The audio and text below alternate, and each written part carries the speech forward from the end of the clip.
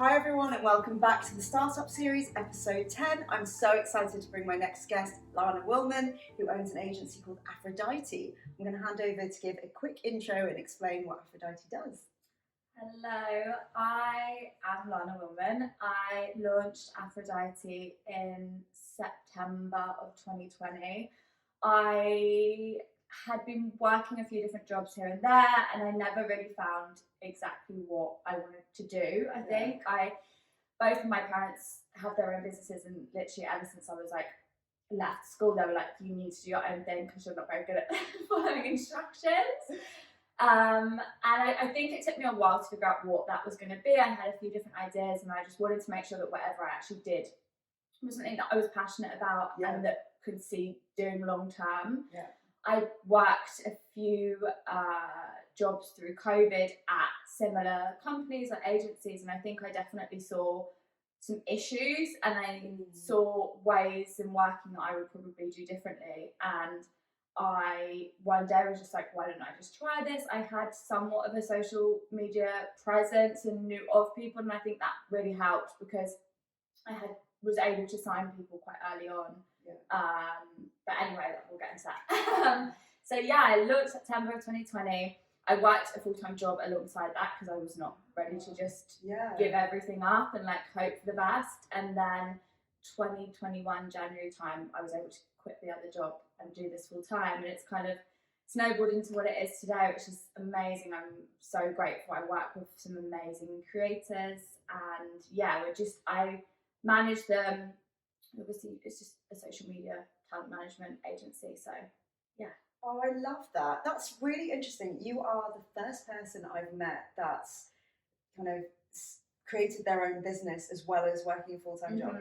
Can you talk to me a bit more about that, kind of how it worked, how you managed it? Yeah, I mean, I was working a lot. Right.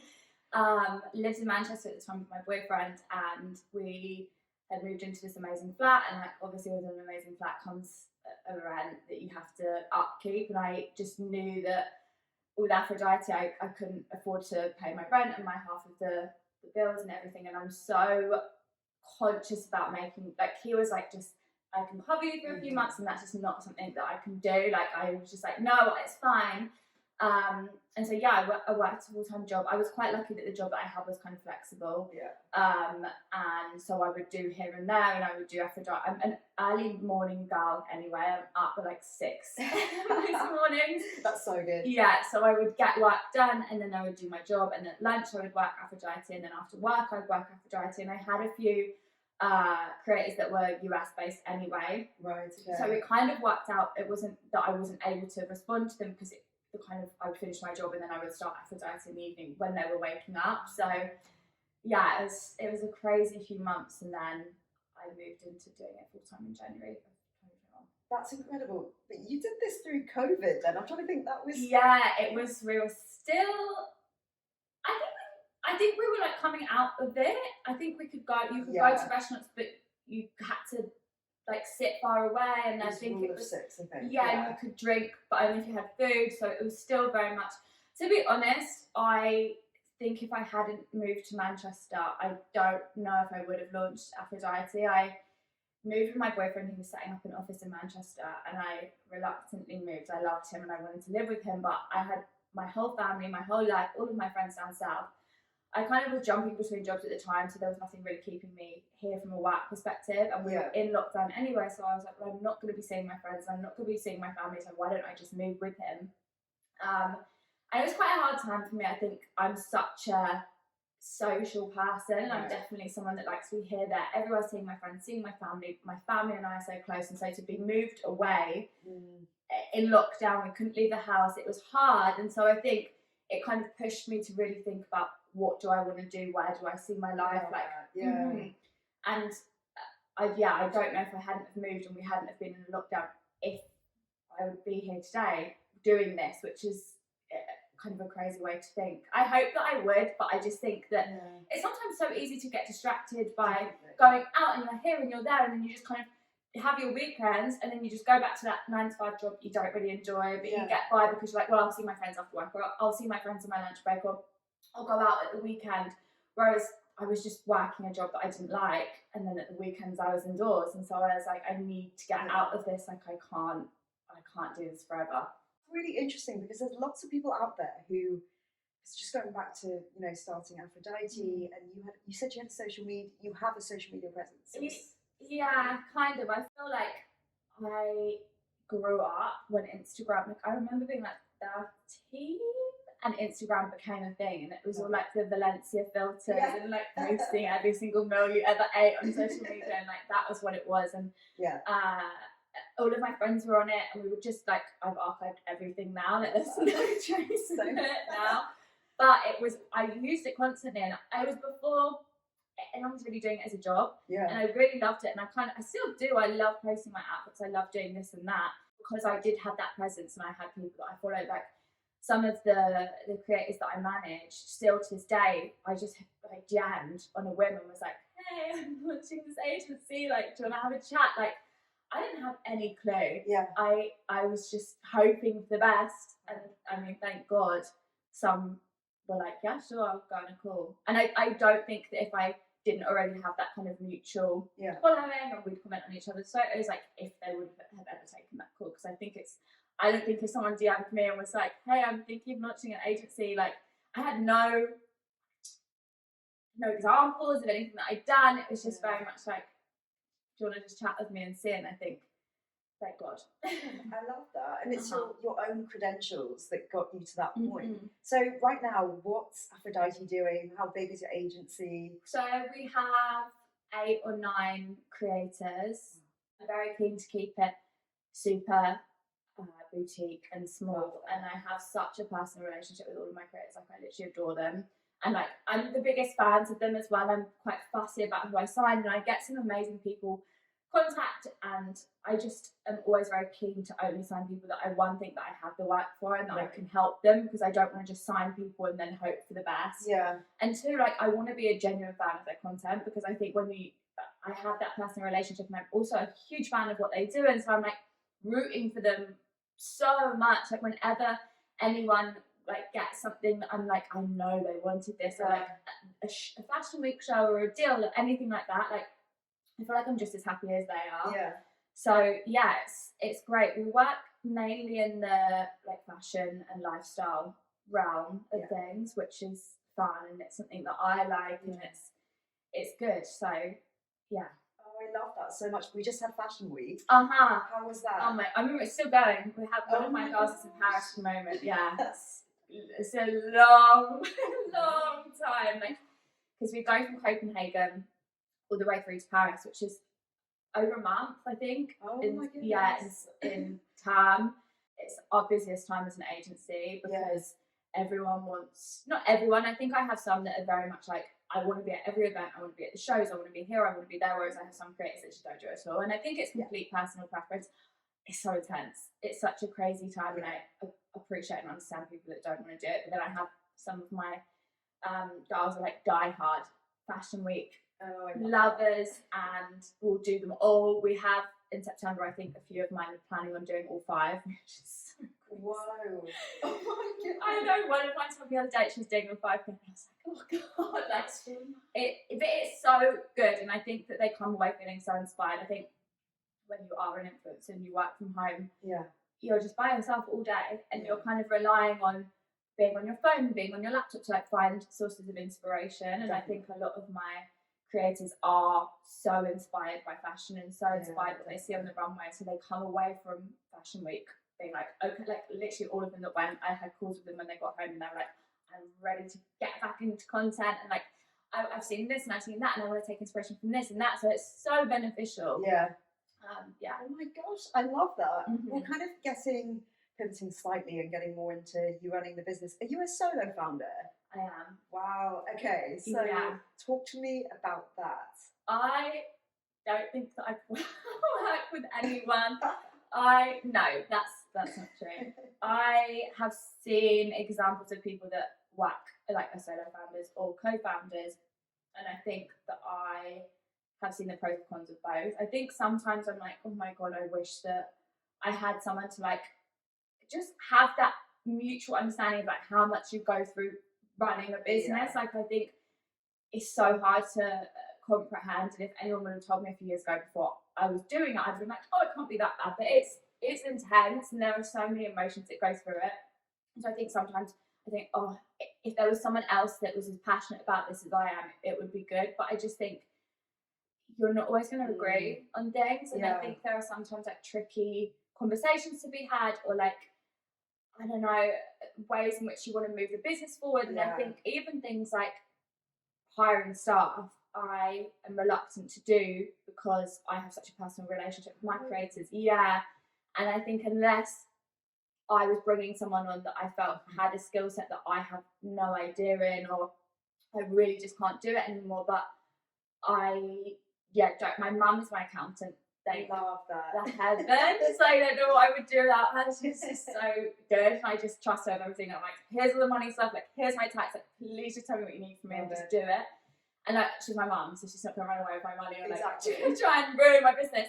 But other than that, it's just me and her. And I think that there are pros and cons for both, but I'm quite happy doing it myself. And as it grows, I do foresee like hiring staff, and I would love to, but right now I'm very controlling and very like, I feel like I'm handling it okay myself. So I love that so much. It's very rare to meet founders who aren't obsessed with hiring staff. I would say I think at times I see people hiring, and like without being shady in any regard, I think it can be like a kind of clout thing. Like, I have 100 members of staff. So and I'm like, do you need them? Like, I've worked jobs in the past. I'm like, I don't actually need. They don't need me. They just need. Like, there are so many. Like, the staff could be cut in half, and it could be just as efficient. Like, I just spend half my time making cups of tea and jobs. Like, and I obviously I'm in charge of money. I'm in charge of everything, and like, I don't want to be paying someone a full-time salary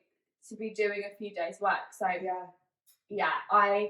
I would love to in the future, I think, bring people on that can help expand and like see things that I don't see and have knowledge in areas that I don't have. But for now, I think I'm keeping it just me and my mum. I love that so much. Honestly, I went to a founders group the other day, and the conversation was about hiring staff and how people have been screwed over by hiring the wrong employee. Yeah.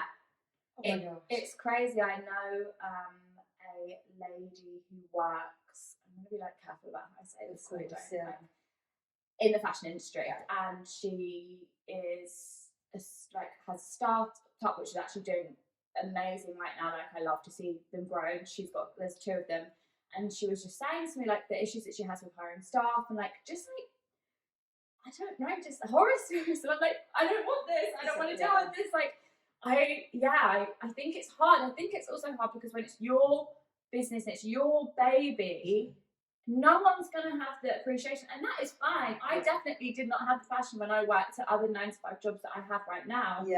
And it's just like, you can't expect someone to do that. But if an email comes through at 9 o'clock at night, I'm going to respond to it because it's my business, and I can't expect anyone to do that. But right now, I wouldn't ever want to feel like, I don't know, like a fishy boss. Like, that's not what I want to do. So I really like that. I think there's going to be people out there, startup founders, kind of in similar positions. Well, actually, in my position, I'm pre-seed at the moment with other things that I'm doing. It is a topic. It's always there. Do I hire staff? And I think your example and the way you run your business is so important because you buck the trend. Everybody I know is hiring staff. And to hear you so confidently say, almost, no one's actually going to love it the way that you do. No, they're not. And that's fine. I never want to be like a dictator of like, you should be working these hours. Like, you can't take holiday on this time. And like, it's unhealthy, and it's not a way to live your life. And I don't want to have to do that to someone. And I think right now I'm in the phase of like, I put all of my time and effort into it's my life and it's my future. But no one else has to do that. Oh my goodness, I love that so much. Just switching back to kind of starting the business as a founder, what's been the hardest thing you've had to deal with being a founder? I would say the hardest thing is probably, again, like all of the pressure being on you. Like, I have times where everything is going amazingly and I'm like, this is perfect, this is amazing. And then there are also times when it's like, it's a little bit slower, like January is somewhat of a slower month. Yeah. And it can feel like I want to make sure that everyone's okay. I want to make sure that everyone's making the money that they need to make. I want to make sure that I'm making the money I need to make, and it's all down to me. And it's not like it isn't, but at times I think that can be it. And I think, to be fair, not even that. I think the hardest thing would be shutting off. Like, I don't. And that is so unhealthy. And I hate hustle culture. I hate this culture of like, you have to be up at 5 a.m. and then you have to go to the gym and then you have to be working until 9 a.m. That's so unhealthy and that causes burnout and you should not do that. And I definitely, in the first year, I mean, last October was the first time that I took an actual like day off work. Yeah, and I went to Mexico and was like, away in Mexico, so it's gorgeous. But before then, I was like, I can't take a day off. I remember working on Christmas Day. I was like at my dad's house, about to cut the turkey, and like something came in, and I was like, I have to deal with this. Like, I can't not. And I think it's finding the balance between being like, this will actually be fine tomorrow, or this will be fine in an hour, and also being like, okay, but will it? And like, what do I need to prioritize doing now? Because you do just burn out. And I think there was a time when I was like, I couldn't concentrate, and I was waking up in the middle of the night and answering emails, and it's like, that's not like, that is not okay. Like, that is not normal. Yeah. And so it's just finding that balance, because it's your life and stuff, but you also need to have a personal life, like, for yourself.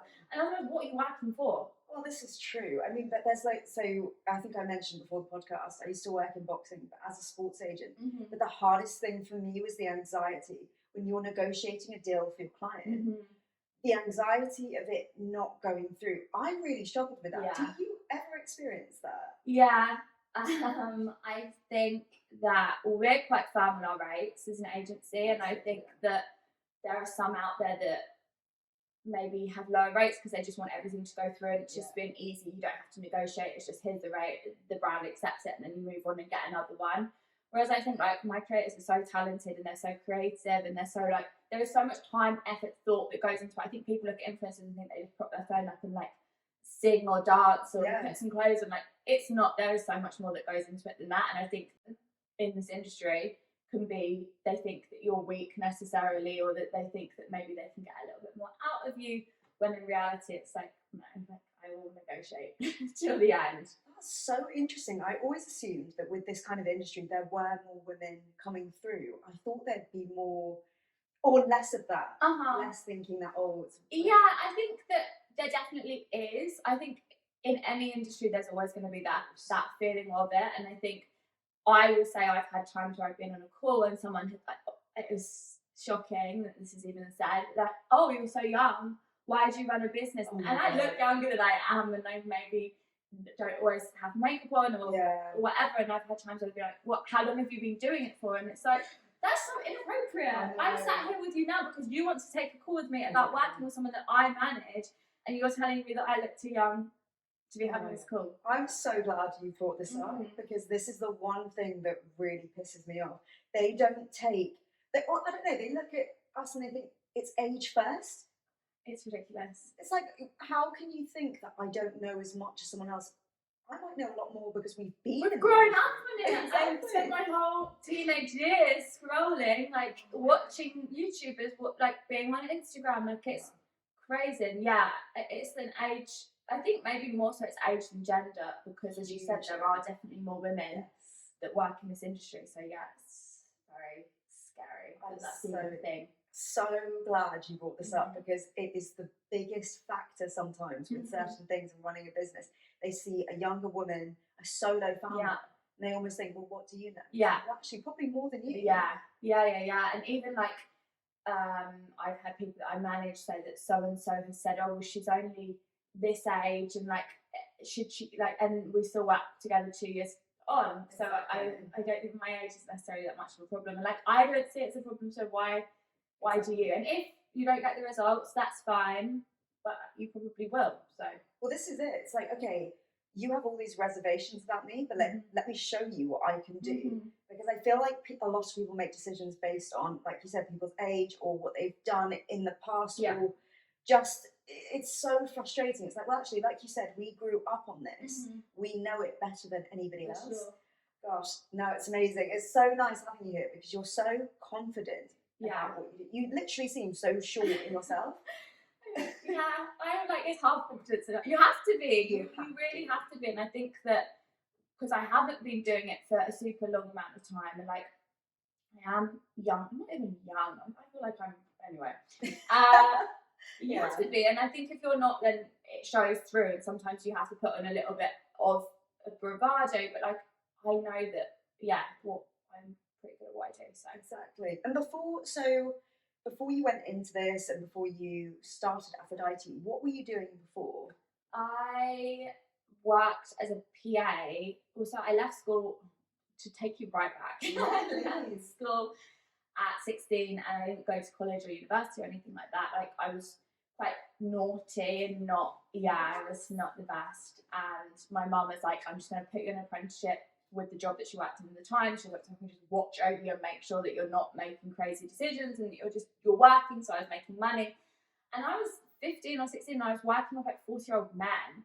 And so I was like, okay, I can't act like this little brat because I'm working with real adults who have a real job. And I think I really grew up then. I needed it because I was very cheeky. And then I think when you get the taste for it, I was like, I was making my own money. And like before that, I was working pubs at the weekend. And now I was working Monday to Friday. And I was like, oh my God, this is really nice. Like I was being able to buy myself things that I never would have been able to buy before. And I was like, this is nice. And so I went from there and I worked admin jobs and kind of made my way up in there and then worked as a PA, which I enjoyed. I think it, in a weird way, it's quite a social job. You have quite a relationship with everyone at the company or everyone on the team, and I enjoyed that. And then I grew up just outside of Brighton. Oh, okay. Yeah. And then I was like, okay, I'm bored here. Like I feel like I've done it. I've lived here for long enough. Like I want to go to London and I want to be in London and I want this like London lifestyle. And like I watched Sex and the City and I was like, London is my equivalent. Like and all of my friends were at uni at this point and I just felt a bit lost. And I was like, okay, everyone's doing these things. Like they're coming out and they're getting these jobs and like making way more than I was making. And I was just like, what am I going to do? So I was like, okay, I'll move to London, worked at a media agency as a PA, and kind of was like, oh my God, like there is so much more out there than I thought. I never really understood that you could just start your own business and that it could be huge. And my parents did it, but they were my parents, and so I was like, oh, of course you do that. I didn't even contemplate that was something that I would really do for myself. And I think I was very inspired by the people that I was working with. There were definitely ups and downs. And then I decided like being a PA isn't for me. I don't always necessarily feel like, as we spoke about before, that there's necessarily a level of respect, not necessarily from the people that you're a PA to, but in the general company. And I was so young, I was 21, and I was just kind of like, and I definitely played on that. I'm just funny and young, and like I'm a bit ditzy, and like I'm not ditzy, and I definitely feel like I was in this role of, oh, I'm just this crazy young ditzy PA, and then I was like, well, I don't think I want to be that anymore. And so I was looking at other jobs, and I stayed at the company and moved on to doing like people and culture, which is something that I was a lot more passionate about and enjoyed a lot. And then we went into lockdown, and I think I was just like, what am I doing? And so I moved to Manchester. I moved jobs, and I kind of did bits here and there. And then Aphrodite started, and here we are. No, that's really amazing. I mean, kind of aside from what we've been talking about, you said you didn't go to university. Yeah. So interesting. So I have a lot of people that I speak to about them not choosing to go to uni. How was that for you, and just going straight into work? I think my parents didn't go, and to be fair, not really anyone in my family went to university. Everyone kind of did their own thing. And my parents are like, oh my God, my favourite people in the world. They are very like, just do whatever makes you happy and we'll support you. Like, we'll be there for you, like, no matter what you do. And kind of, I moved to so many different jobs, and my mum was like, as long as you're making money, as long as you can support yourself, you shouldn't be somewhere that you're miserable. And so, it was never even a thing for me. It was never like, am I going to go to uni? I was like, no way. Like, there was no way. I hated school. I did not have a good time at school. I moved schools. I was kind of just didn't get on with it. I think that that whole measuring your intelligence based on exams, I had ADHD and my brain in the exams would just switch off, and I would just be like, I don't know any of this. And I think because of that, I would lash out, and I was like naughty because I wasn't really getting. And at the time, I hope schools have changed now. I don't think that there was a level of support. My ADHD wasn't. I didn't know that I had it until after I left school, and so everyone would just think I was naughty. And I think that also in women and men, ADHD is different and is spotted differently. And it was never a case of am I or aren't I. I was just like, no, there's no way. As soon as I can leave school, I'm going. And I think I was the last year that you didn't have to be in education until you're 18. And so I was like, get me out. Like, I'm just going to leave school and never look back. And the thing is, you just hear it all the time. People decide to not go to uni, and they're kind of classed as not smart enough. Yeah, not good enough. I had a friend's parent, no longer a friend, but at the time, say you shouldn't be friends with Lana. Like, she's going off the road because I wasn't going to uni. Come on, like, also you're so young. I think this whole pressure of kids being like, you need to know what you want to do at 16. Like, I don't even think what I did at 16 was a job. Like, I think that there's so many different things, and also you can go back to uni if you don't think that at the time uni's for you. You can go back to it, and I think if you want to go to uni, you should go to uni, and if you don't, you're not failing. You're not going to succeed in life. Like, basically all of my close circle of friends went to uni, and they're doing amazing, and that's fantastic. But it's not for everyone, and I think even that transition of moving away from home, and you're in these dorms, like. I would not. No. Even if I went, I'd come home. Like, I couldn't have done that. Not at that age as well. You're so young. But I mean, navigating the world. So say you're 16-year-old, 17, and you're going into those job interviews. Did you get rejection because you didn't go, or? I was very lucky that I went into my mum's company. So my first job was not, like, I'm not gonna lie, like, it was so easy. Like, it was easy. My mum put me in an apprenticeship in her job to watch over me. That's good, yeah. And then I did that until I was like 18. But again, I was 18 maybe, and working and then I was like, I want to get out of this. I don't want to work with my mum anymore, like, whatever. And people would be like, you're really young. But I had a pretty good CV. I'd worked at this solar farm company for 2 years, and did like an MVQ. And so I had some backing behind me, and I think I've always been quite confident to be able to go into this job interview and be like, hi, this is what I've done, like, this is why you should hire me.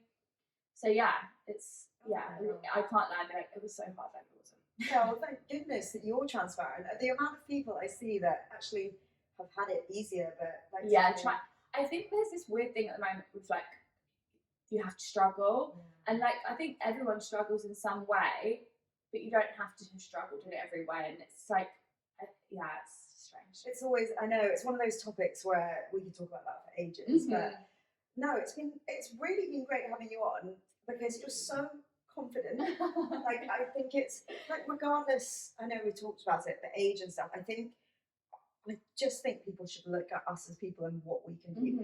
The confidence. Honestly, when I put this out, I know that people are going to be like, whoa, okay, the fact that you can sit here. Okay, red.